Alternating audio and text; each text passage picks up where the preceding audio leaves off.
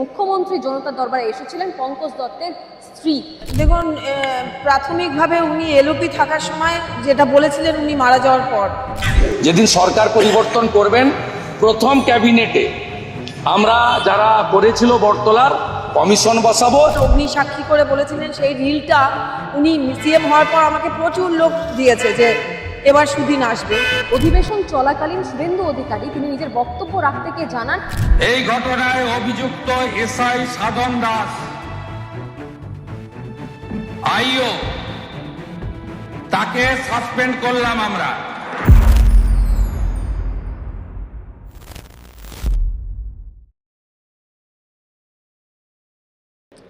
IPS হওয়াটাই কোথাও যেন ভুল ছিল, ঠিক এমন কথা বলেন পঙ্কজ দত্তের স্ত্রী ইন্দ্রাণী দত্ত। তিনি আজকের জনতার দরবারে এসেছিলেন এবং মুখ্যমন্ত্রী শুভেন্দু অধিকারীর সাথে দেখাও করলেন এবং শুভেন্দু অধিকারীর সাথে পঙ্কজ দত্ত বেঁচে থাকাকালীন তার সাথে সংবাদ মাধ্যম থেকে শুরু করে যারা যারা দুর্ব্যবহার করেছে, মানসিকভাবে অত্যাচার করেছে 70 ঊর্ধ্ব এই সৎ আইপিএস অফিসারের সাথে, সেই সংক্রান্ত বিষয় নিয়ে আজকের মুখ্যমন্ত্রী জনতার দরবারে এসেছিলেন পঙ্কজ দত্তের স্ত্রী।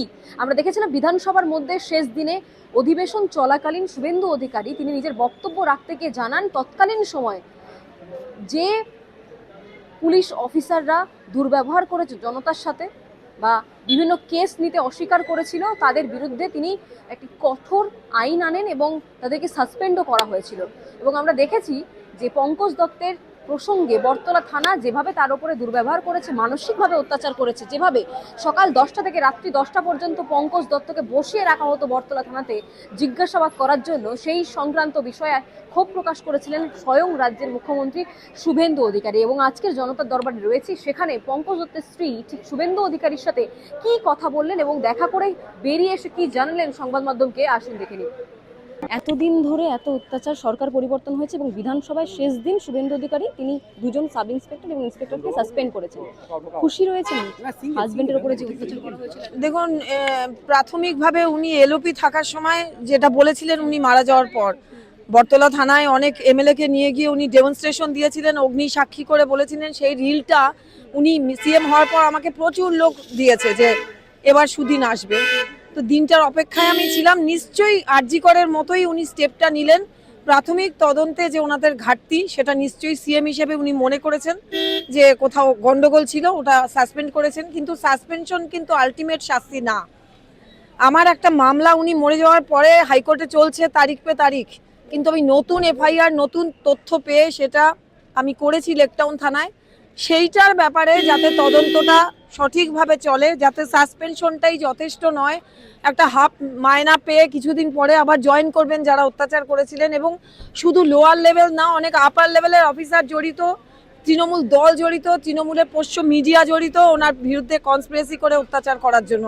সেইটার ব্যাপারে আমার নিজের একটি এফআইআর আছে, সেই এফআইআর সঠিক তদন্ত হচ্ছে না, তাই সেটা জানানোর জন্যই জনতার দরবারে আমি এসেছিলাম। পঙ্কজ বাবু চলে যাওয়ার পর প্রাক্তন যে শাসক দল ছিল তাদের তরফ থেকে কোনো রকম টর্চার করা তো মানসিকভাবে বা কোনো নোটিশ পাঠানো হয়েছে কখনো, বা গুন্ডা পাঠানো হয়েছে কোথায়, আপনার বাড়িতে? কবে?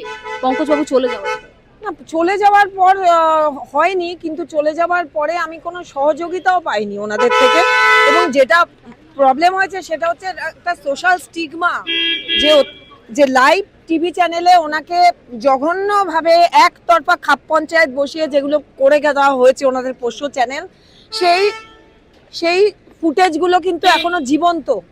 সেই ফুটেজগুলো জীবন্ত থাকার জন্য আমি বরং মানে অনেকটা এক কোণঠাসা হয়ে গেছি সমাজে, যে আমার স্বামী একটা মারাত্মক খারাপ কাজ করে পৃথিবী থেকে বিদায় নিয়েছেন। আমার শেষ প্রশ্ন, বেশি টানবো না আমি, যে চ্যানেলগুলো ওনাকে মানসিকভাবে অত্যাচার করেছেন তাদেরও দোষ রয়েছে, তাদের বিরুদ্ধে কোনো স্টেপ? এফআইআর আছে তাদের বিরুদ্ধে।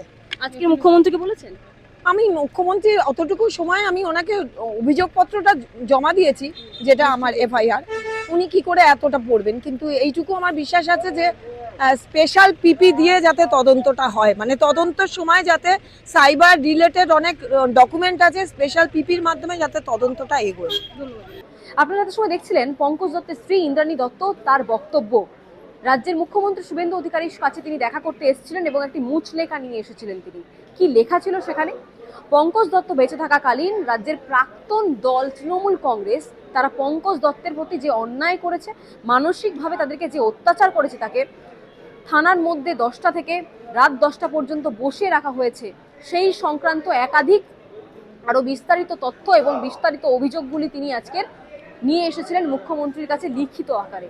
এবং শুধুমাত্র এই থানা নয়, থানা পুলিশ নয়, তৃণমূল সরকার তাদের যে জঘন্য ব্যবহার, সেই জঘন্য ব্যবহার করতে ব্যবহার করেছিল বেশ কিছু সংবাদ মাধ্যমের চ্যানেলকে, স্যাটেলাইট চ্যানেল, যেখানে পঙ্কজ দত্ত বেঁচে থাকাকালীন রাজনৈতিক বিশ্লেষক হিসেবে নিমন্ত্রণ পেয়ে তিনি যেতেন, সেখানে তার উপরে মানসিকভাবে বসিয়ে রেখে অত্যাচার করা হয়েছে, তাকে বসিয়ে রেখে তার সাথে দুর্ব্যবহার করা হয়েছে।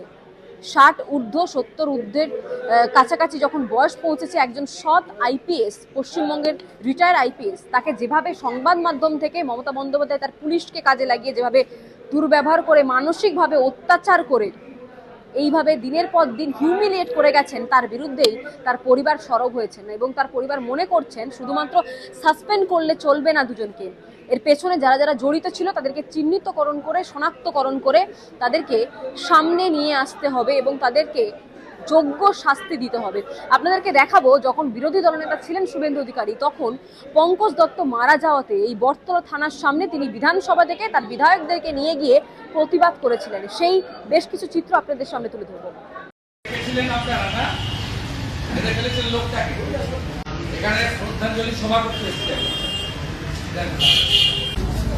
আপনারা জানেন, রাজ্যের একজন প্রতিবাদী কণ্ঠস্বর প্রাক্তন আইপিএস পঙ্কজ দত্তকে মমতা ব্যানার্জির নির্দেশে এই বটতলা থানা কলকাতা পুলিশের কলঙ্ক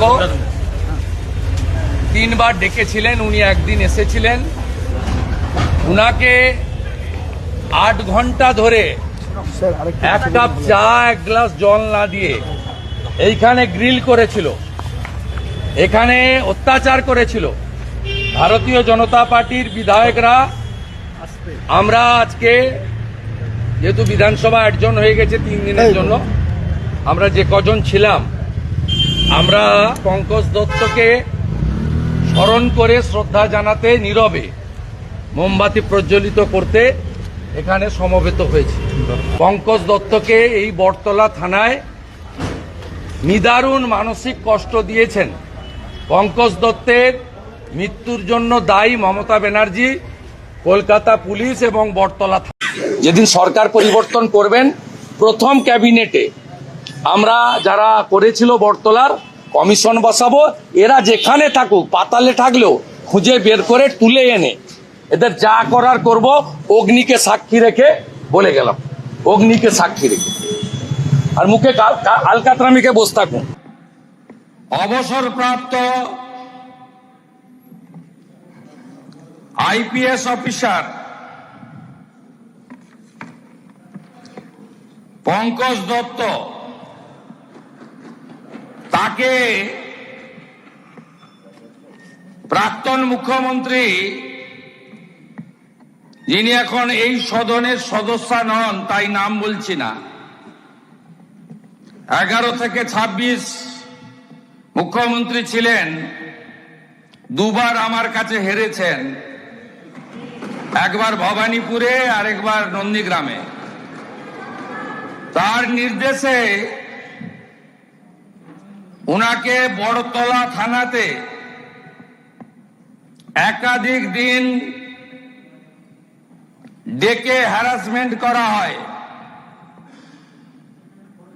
উনি একটি লেকচার দিতে গেছিলেন, ভাষণ দিতে বেনারসে। তার আগে তিনি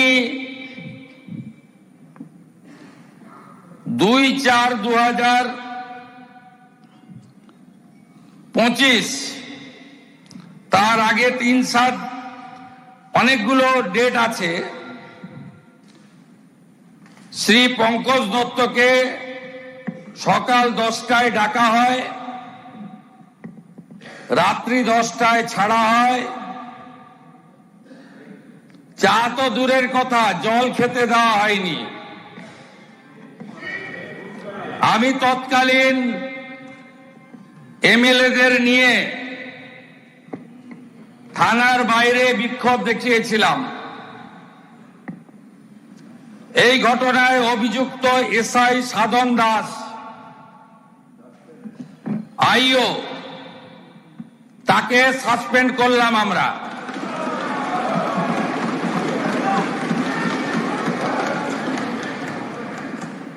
তৃতীয় ঘটনা, এর সাথে ওই থানার যিনি আইসি ছিলেন সুবর্ণ দত্ত চৌধুরী, তিনি এখন কলকাতা পুলিশের এসবিতে আছেন, তাকেও সাসপেন্ড করলাম। এত সময় দেখলেন আপনারা যে শুভেন্দু অধিকারী যখন বিরোধী দলনেতা ছিলেন তখন তিনি প্রতিজ্ঞা করেছিলেন যে যখন ক্ষমতায় আসবে রাজ্যে বিজেপি সরকার তখন এই পঙ্কজ দত্তকে যারা যারা মেরে ফেলেছেন তাদেরকে একে একে করে শাস্তি দেওয়া হবে। রাজ্যে ক্ষমতায় এসেছে বিজেপি সরকার এবং ক্ষমতায় আসার পর আমরা দেখলাম এই সরকারের প্রথম যে 2 মাসের স্টেপগুলি নিয়েছে, অ্যাকশন স্টেপ নিয়েছে, তার মধ্যে এই পঙ্কজ দত্ত মারা যাওয়ার পেছনে যে খুনিরা জড়িত রয়েছে তাদেরকে সাসপেন্ড করা এবং একে একে করে সংবাদ মাধ্যমের চ্যানেল থেকে শুরু করে মমতা ঘনিষ্ঠ এই উর্দি পরা পুলিশ অফিসার তাদেরকে খুঁজে বের করে শাস্তি দেওয়া। আপনারা এত সময় দেখছিলেন পঙ্কজ দত্তের তাকে খুন করে দেওয়া এবং বর্তমানে সরকার পরিবর্তন হওয়ার পর তার পরিবার যে একটু হলেও শান্তি পেয়েছে সেই সংক্রান্ত একাধিক ভিজুয়াল আপনাদের সামনে তুলে ধরলাম। 2011 থেকে 2026-এর ইলেকশন হওয়ার আগে পর্যন্ত প্রাক্তন যে দল ছিল এই রাজ্যে সেই দল একাধিক কেস দিয়েছেন যারা তাদের বিরুদ্ধে কথা বলেছেন। এই পঙ্কজ দত্ত নামের যে ব্যক্তি রিটায়ার আইপিএস, তিনি কোনো রাজনৈতিক দলের মুখপাত্র ছিলেন না, তিনি সংবাদ মাধ্যমে যেতেন রাজনৈতিক বিশ্লেষক হিসেবে। অথচ তাকে মমতা বন্দ্যোপাধ্যায়ের পোষা সংবাদ মাধ্যমের বেশ কিছু চ্যানেল রয়েছে যারা বসিয়ে রেখে মানসিকভাবে অত্যাচার করেছে, জিজ্ঞাসাবাদ করেছে, প্রশ্নের কাঠগড়াতে দাঁড় করিয়েছে। এবং সময় এসেছে, সরকার যখন পরিবর্তন হয়েছে, সেই মমতা বন্দ্যোপাধ্যায়ের গোলামদের টেনে বের করে তাদেরকে একে একে করে শাস্তি দেওয়া। আপনারা এত সময় দেখছিলেন বেঙ্গল লিবার্টি। আপনাদের যদি চ্যানেলটি ভালো লাগে অবশ্যই লাইক করুন, শেয়ার করুন, সাবস্ক্রাইব করুন। স্বাধীন কাঁচিহীন গেরিলা সাংবাদিকতার পাশে থাকুন। নমস্কার।